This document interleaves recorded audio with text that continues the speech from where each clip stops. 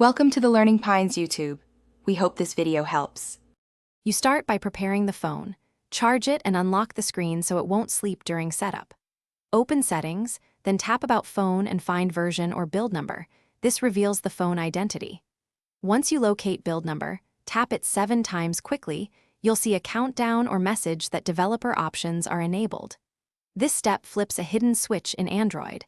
Make sure you watch for the on-screen confirmation before moving on to the next section. Once developer options are enabled, go back into Settings and open System or Additional Settings to find developer options. The location varies by FunTouch OS versions.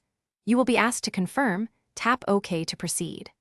Scroll through the long list until you see USB debugging, then toggle it on. A confirmation dialog explains what USB debugging allows. Enable it only when you need it because it grants deeper access. Now keep the phone visible while you connect the USB cable to a computer.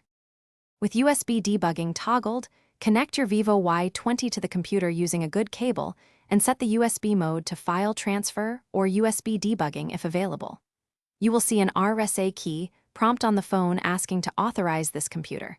Check Always Allow if you trust the machine and tap Allow. This grants ADB access for commands or transfers.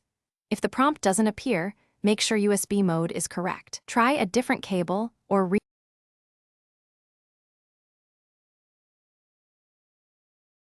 Thanks for watching.